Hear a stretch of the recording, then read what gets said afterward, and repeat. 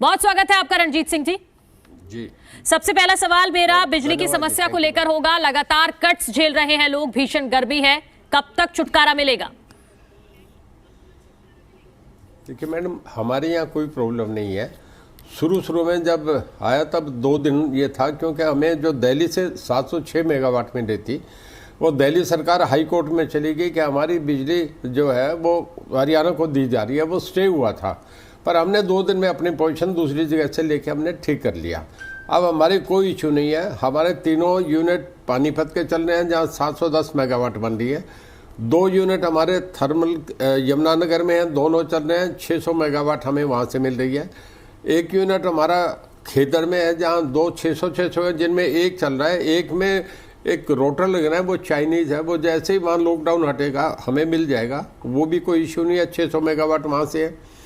हमें कुछ झाड़ली से मिल रही हैं, तो इस करके बाकी हमें ज़रूरत पड़ती है हम बाहर से ले लेते हैं। सेंट्रल गवर्नमेंट से अलग मिल रही है, हमारे कोई इशू नहीं है। कल हमारा जो लास्ट दिन था, जिसमें कल हमारे 99% लोगों को, कंज्यूमर को हमने सेटिस्फाई किया सप्लाई से। आप 1% से भी कम कहीं कोई कट लगाए तो बहुत कम है। ठीक है, विपक्ष आरोप पूछ रहा है दरअसल विपक्ष की आपकी तमाम योजनाएं हैं, सौभाग्य, सहज बिजली हर घर, दीनदयाल उपाध्याय ग्राम ज्योति, ये जैसी योजनाएं हैं, इनका क्या हुआ? विपक्ष पूछ रहा है। मैं बताऊं मैडम आपसे, देखिए पूरे देश में ऑटोमोबाइल इंडस्ट्री में हमारा गुड़गांव, फरीदाबाद, पानीपत और आपका मानेसर, ये सबसे बड़ा हब है पलवल तक। पूरे देश में जितना एक्सकैवेटर का मैन्युफैक्चरिंग है, उसमें हमारा 70% हम अकेला हरियाणा कर रहा है। कार्स में हम 51% पूरे देश का प्रोड्यूस अकेला हरियाणा कर रहा है। और इसमें क्रेन में हम 53% कर रहे हैं। ट्रैक्टर में 47% प्रोड्यूस हमारा है। और मोटरसाइकिल में हम 33% अकेला हमारा है। अगर पावर प्रॉब्लम हो तो ये चीज़ें कैसे संभव होंगी? मारुति यहाँ है, होंडा यहाँ है, सबसे ज़्यादा इंडस्ट्री जो मेन इंडस्ट्री है वो हरियाणा में चल रही है। ये बेकार के हैं। जो दूसरी बात आप कह रहे हैं, कुसुम योजना में सोलर में हमें 15 मेगावाट का मिला था, हम 50 मेगावाट पूरे देश में कुसुम योजना में हम नंबर 1 है। रणजीत सिंह जी, हरियाणा में आपकी सरकार है, 125 यूनिट फ्री बिजली देने का ऐलान किया गया है, तो क्या हम माने कि आगे जाकर माफ कीजिए, हिमाचल में आपकी सरकार है, हिमाचल में ये फैसला लिया गया है आपकी सरकार की तरफ से, तो क्या उम्मीद करें कि हरियाणा में भी कुछ इस तरह का फैसला? देखिए मैडम, हमारा कोई केजरीवाल जी जैसे फैसले नहीं है। हमारी जो बीजेपी की सरकार है वो 70% of the state BJP rule कर रही है, और ये फैसले नेशनल बॉडी पे होते हैं। स्टेट गवर्नमेंट वहाँ जाती है, स्टेट बॉडी वहाँ जाती है, उनसे फैसले करके फिर आगे लागू होते हैं। अब वहाँ केजरीवाल जी कहीं फैसला कर ले, वो पंजाब का फैसला है, ऐसे ही हमारे यहाँ नहीं होता। सारे फैसले हम लेके जाएंगे ऊपर होंगे, क्योंकि पूरे देश में गाइडेड है। इस तरीके के फैसले हमारे नहीं होते। मैं नहीं मानता, अभी तो उन्होंने अनाउंस करा है जब 300 यूनिट बिजली देंगे, फ्री देंगे, उसकी फाइनेंशियली इम्प्लीकेशंस क्या होगी तब आएगा। अभी तो अनाउंस कराना, जिस दिन चलेगा फिर इसके बाद 2 महीने बाद पता लगेगा। रणजीत जी, आपने मेरा सवाल ठीक से नहीं सुना। हिमाचल प्रदेश में बीजेपी की तरफ से ऐलान किया गया है 125 फ्री यूनिट बिजली देने का। मैं आपसे पूछ रही हूँ कि हरियाणा में भी हम उम्मीद करें कि इस तरह का ऐलान करने वाली है बीजेपी आने वाले दिनों में? नहीं, अभी हमने ऐसा कोई फैसला नहीं करा। जब करेंगे तो अब देखी जाएगी। अभी कोई ऐसा फैसला ना कोई अंडर कंसिडरेशन है। हमने 37 पैसा पर यूनिट कम करा है, वो बहुत पहले कर दिया। और दूसरा मैं ये भी बताऊं, पंजाब में भी, हिमाचल में कहीं नहीं है। हमारा जो लाइन लॉस आज के दिन वो 13.46 है, मतलब 13.46, जो जब कांग्रेस से हमने टेक ओवर किया था तब 31% था। जब 1% लाइन लॉस कम होता है तो हमारा 380 करोड़ रुपए बढ़ जाता है। पिछले साल हमारा जो रेवेन्यू था वो समझिए कि 21,850 था, आज के दिन हमारा 24,700 करोड़ रुपया है। मतलब आप ये समझिए 2900 करोड़ रुपया बढ़ के आया हमारा। जी रणजीत जी, क्योंकि आप जेल मंत्री भी हैं और तमाम जो जेल की सुरक्षा को लेकर कई बार सवाल खड़े होते हैं, मोबाइल मिलने का जो सिलसिला है ये कब रुकेगा? देखिए मैडम, ऐसा है, प्रैक्टिकल आए तो जेलें जो है वो 80-80, 100-100 एकड़ की बाउंड्री में बनी होती है। अब उसमें सब जगह चारों तरफ तो पुलिस फोर्स नहीं लगाई जाती। कभी कभार अंधेरे में 50 लोग अंदर हैं, अंदर के लोग भी हम नहीं कहते कि सारे ही ठीक होते हैं। कोई मोबाइल ऊपर से फेंका जा सकता है, एक आधा कहीं पकड़ा भी जाता है, ये नहीं बहुत चौकसाई करने के बाद भी पकड़े जाते हैं, पर उस पर हम सख्त उस पर एक्शन करते हैं। उसके बाद थोड़ा सा बहुत कम हुआ है, पर हमारी जेलों में ऐसा नहीं हुआ। जैसे मैं किसी स्टेट का अब नाम लूँगा तो अच्छा नहीं होगा, लोग सुरंग करके भाग के निकल जाते हैं, बाहर जेल से निकल जाते हैं, इनकाउंटर करके कैदियों को छुड़वा ले जाते हैं, दीवार से ऊपर से फांद करके निकल जाते हैं। हमारे यहाँ आज तक भी ऐसी घटनाएं नहीं हुई। रंजीत जी, आपने आदेश दिया था कि अगर जेल में मोबाइल मिलेगा तो उस जेलर पर कार्रवाई की जाएगी, उसके खिलाफ एक्शन लिया जाएगा। हाँ, तुरंत एक्शन होता है मैडम, जिसके खिलाफ जहाँ भी जब ऐसा मिलता है तो हम एक्शन लेते हैं। तो कितने एक्शन अभी तक लिए जा चुके हैं, और फिर ये मोबाइल मिल ही कैसे जाते हैं, सवाल तो यही है ना। देखिए एक्शन जब होता है, जिस जेल के बहुत अच्छी जेलें हैं, जैसे आपकी हमारी गुड़गांव की बहुत बढ़िया जेल है, करनाल की बहुत बढ़िया जेल है, अंबाला बहुत बढ़िया जेल है, हिसार में 2 सेंट्रल जेल हैं, वो बहुत बढ़िया जेल है। जब इस तरीके के मोबाइल मिलते हैं तो हम उनको या तो सुप्रीडेंट जेल, आपके सवाल का जवाब दे रहा हूँ, जब इस तरीके के कई मोबाइल मिलते हैं तो ऐसे सुप्रीडेंटों को उठा के हम हेड ऑफिस में भेज देते हैं, या उन्हें पलवल भेज देते हैं, या नारनौल जैसी जो बेकार छोटी जेलें हैं उनमें ये एक सजाई होती है, ये बड़ी पनिशमेंट होती है। ठीक है, चलिए अब आगे बढ़ती हूँ। आपके एक स्टेटमेंट, जो चर्चित स्टेटमेंट है आपका, उसका जिक्र मैं कर रही हूँ। आपने कहा कि पंजाब विधानसभा में मोबाइल रिपेयर करने वाले और ऑटो चलाने वाले पहुंच गए हैं, इससे क्या तात्पर्य आपका? मैडम इसका जो ये भी कहा, पर इसके जो सारा मैंने कहा वो ये था कि ऐसे लोग होते हैं कि नए लोग आए हैं, अनएक्सपीरियंस लोग आए हैं, 90% वो भी कह रहे हैं 90% फर्स्ट टाइमर्स हैं, और पंजाब में क्राइसिस है, बॉर्डर स्टेट है, इसमें बहुत बड़े चैलेंजेस हैं। ये बुरी बात नहीं है कि ऑटो चलाने वाले या मोबाइल रिपेयर करने वाले, मैं भी तो किसान हूँ। जब मुझे टिकट मिला पहली बार तो मैं ट्रैक्टर चला रहा था, मुझे टिकट मिल गया, मैं ट्रैक्टर चलाना, गाड़ी चलाना, ये कोई बुरी बात नहीं है। उसको मीडिया ने अपने तरीके से घुमा दिया, खाली उसी बात को कहते रहे, ये नहीं कहा कि 90% लोग। एक एक्सपीरियंस का मैं एक उदाहरण दूंगा। अगर नर्स भी ट्रेनिंग लेगी, जब वो सिलेक्शन हो जाएगी तो उसको 2 साल ट्रेनिंग लेनी पड़ती है। पुलिस में भी कोई सिलेक्ट हो जाएगा तो उसे मधुबन या फिलौर जाके ट्रेनिंग लेके फिर उसकी भर्ती होती है। तो जब एमएलए बन के जब पूरी स्टेट को चलाएंगे तो उन लोगों की जिम्मेदारी होती है, बहुत कुछ सीखना पड़ता है। रंजीत जी, जब इस स्टेटमेंट को लेकर कृषि मंत्री जेपी दलाल ने आपको सलाह दी तो आप इतने नाराज क्यों हो गए? नहीं, नाराज नहीं हुआ, मैंने उन्हें ये कहा था, उन्होंने ऐसा नहीं कहा। अगर उन्होंने ऐसा कहा तो फिर मेरा यह जवाब है। हाँ, मैं वही रिपीट कर रहा हूँ, मैंने ये कहा था कि मैं उसका जवाब देता हूँ। मैं अपने तरीके का आदमी हूँ, मैं अपनी बात अपनी खुद कह के, मुझे सीएम तो मेरे सलाह दे सकता है, मैं किसी की सलाह नहीं लिया करता। मैं अपनी बात पे आज भी स्टैंड करता हूँ। मैंने ये कहा था, और मैंने कहा था मैं अपनी हुआ नहीं हूँ, तो मैंने कोई गलत नहीं कहा, आज भी कह रहा हूँ उसी बात पे हूँ। मैं कभी स्टेटमेंट नहीं बदलता। उनकी सलाह अच्छी नहीं लगी क्या आपको? देखिए, अब ये क्या पूछें, जो उन्होंने कहा आपने मुझे बता दिया, उसका जवाब मैंने आपको बता दिया। अब आप ये जो उसको बुनने का काम करते हैं नहीं करे तो अच्छा है। चलिए ठीक है, आगे बढ़ेंगे, रुक करेंगे एसवाईएल के मुद्दे का। अनिल विज ने बयान दिया है कि एसवाईएल के मुद्दे को लेकर अब सुप्रीम कोर्ट का रुख किया जाएगा। देखिए मैडम, एसवाईएल जो है ये राष्ट्रीय दरिया है, चाहे ये जम्मू कश्मीर से निकलें, चाहे हिमाचल से निकलें, चाहे पंजाब हरियाणा से निकलें, किसी की प्रॉपर्टी नहीं हुआ करती। कावेरी के मामले में सुप्रीम कोर्ट का फैसला था, आंध्रा कर्नाटक का झगड़ा था, उन्हें दिया गया पानी, सुप्रीम कोर्ट का फैसला। सुप्रीम कोर्ट का फैसला बाध्य होता है, मानना पड़ता है। और दोनों स्टेटों को उन्होंने कहा था कि अगर आप आपस में बैठ के मिल के फैसला करें तो अच्छा है, पर ये हरियाणा का पानी है, उसे देना चाहिए, तो पानी मिलेगा। अब तो हरियाणा गवर्नमेंट लिख के देगी कि हमने कोशिश कर ली, नहीं वो फैसला करे तो हमारा फैसला लागू करें, तो सुप्रीम कोर्ट लागू करेगा, पानी तो आना ही आना है। नहीं तो सुप्रीम कोर्ट ने तो पहले भी आदेश दिया ना पंजाब सरकार को, लेकिन पंजाब सरकार ने कहाँ माना।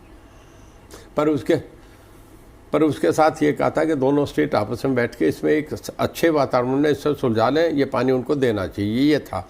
अब जो आएगा वो आदेश अलग आएगा। ठीक है, दिल्ली दंगों में क्या आप मान रहे हैं, जहांगीरपुरी में जो कुछ भी हुआ वहां पर, क्या पुलिस का फेलियर है ये? दिल्ली बंद में जहांगीरपुरी में हिंसा हुई है, आप दोबारा जरा सवाल। जी, दिल्ली के जहांगीरपुरी में जो हिंसा हुई है उसको लेकर आप क्या मान रहे हैं, क्या ये पुलिस का फेलियर है? मैं ये नहीं कहूँगा फेलियर है, पर ये है कि आपस में समुदाय का मामला बिना बात ही भड़क जाएगा। कई बार एक दो आदमियों को इंडिविजुअल गलती से दूसरों को भुगतना पड़ता है। ऐसी घटनाएं किसी के करने से नहीं हुआ करती, अचानक हो जाता है, थोड़े समय में होता है। इस पर डिपेंड करता है कि सुलझाने वाले आदमी आगे उस पर प्रिवेल अपॉन करें तो सुलझ जाता है, नहीं मामला बढ़ जाता है। ये घटना की अनफॉर्चुनेट थी, नहीं होनी चाहिए। अभी इसमें किसी को ब्लेम करना, अब एक हो गया, सब ठीक हो गया, कंट्रोल में है। मैं ये कहूँगा कि रणजीत जी, पर बीजेपी, जो दिल्ली बीजेपी के अध्यक्ष हैं आदेश गुप्ता, वो सीधा सीधा केजरीवाल सरकार पर निशाना लगा रहे हैं और कह रहे हैं कि एक आम आदमी पार्टी का कार्यकर्ता है इसमें।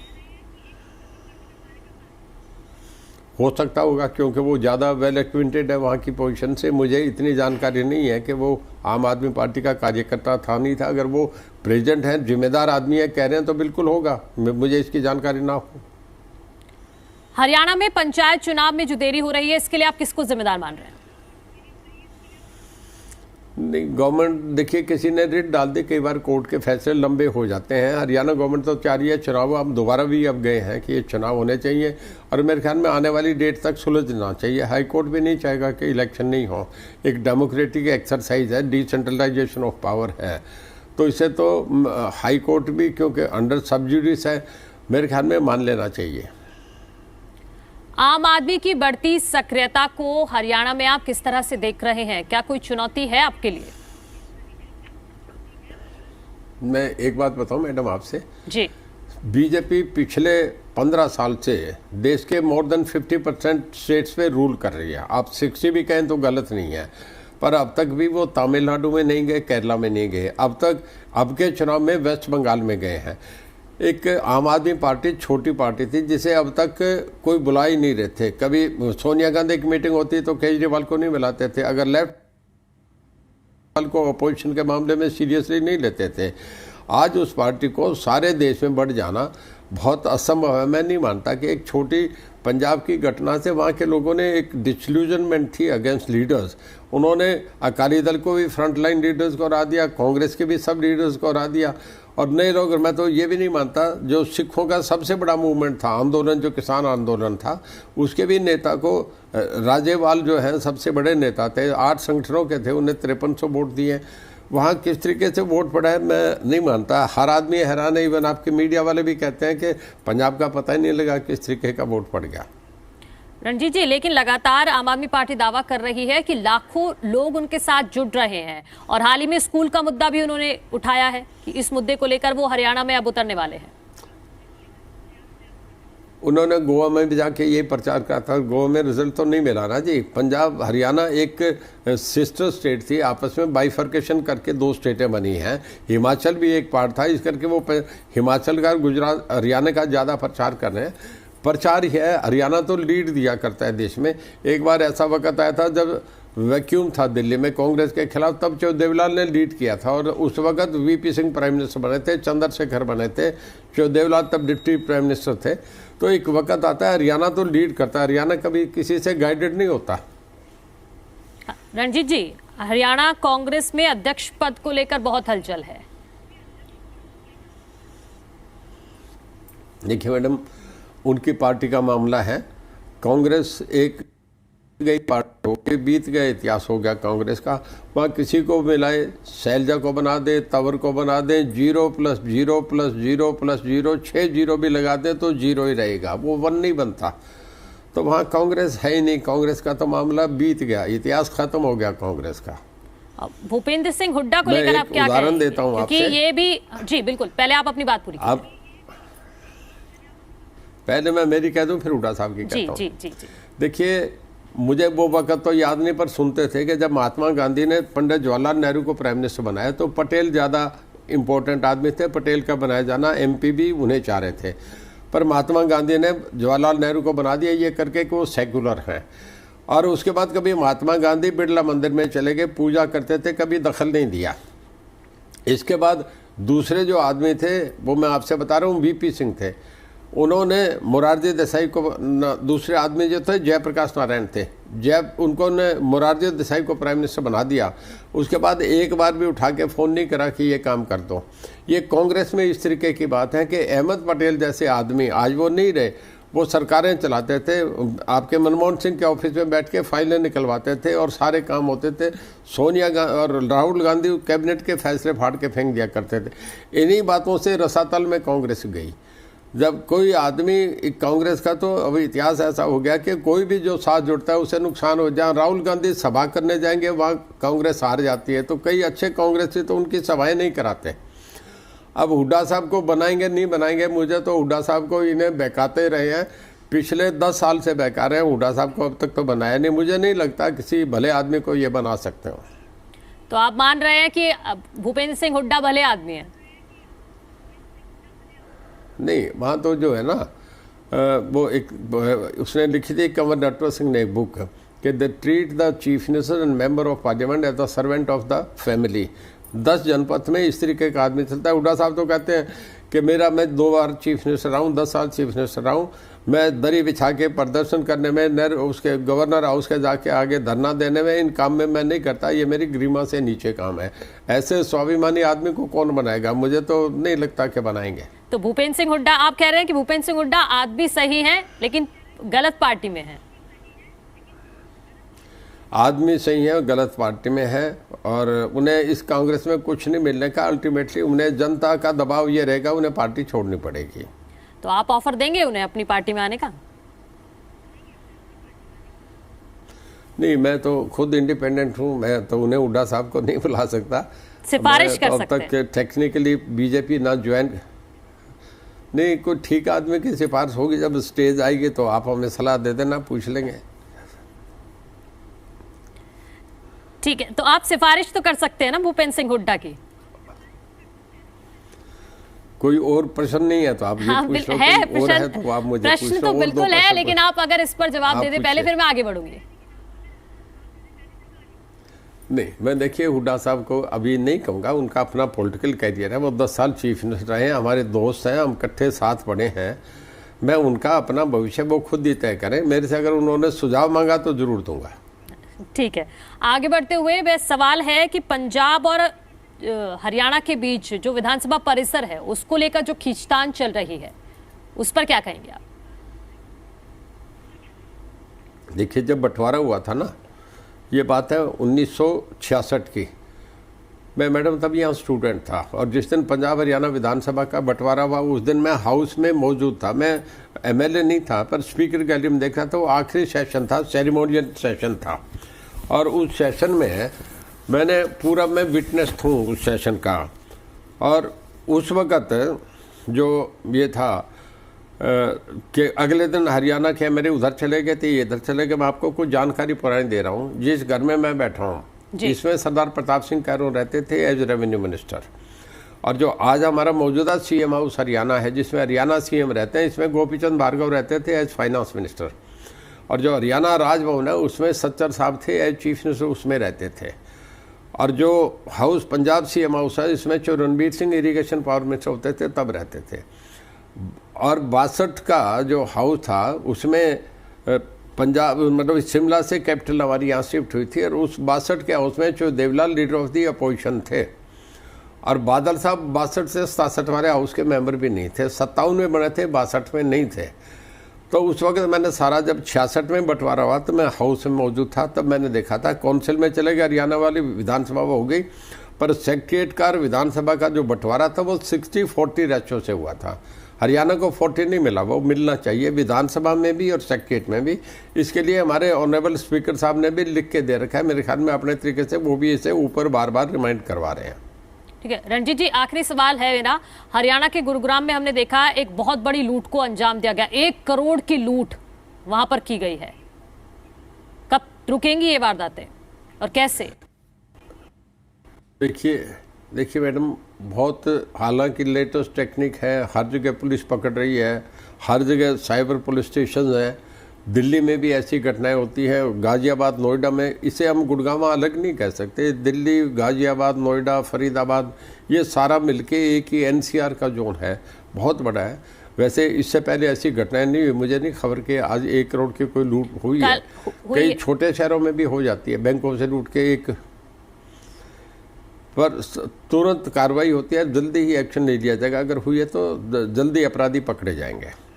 ठीक है, बहुत शुक्रिया रणजीत जी हमारे साथ जुड़ने के लिए और तमाम मुद्दों पर बेबाकी से अपनी बात रखने के लिए, चाहे वो बिजली कट का मुद्दा हो। रणजीत सिंह चौटाला ने आश्वस्त किया है कि अब ऐसी समस्या लोगों को नहीं झेलनी पड़ेगी, जल्द ही इससे छुटकारा मिल जाएगा। साथ ही साथ उन्होंने एक बड़ी बात ये कही है कि कांग्रेस में जो हलचल चल रही है अध्यक्ष पद को लेकर, भूपेंद्र सिंह हुड्डा को उन्होंने कहा है कि सही आदमी है, लेकिन पार्टी उन्होंने गलत चुनी हुई है। बहुत शुक्रिया हमारे साथ जुड़ने के लिए।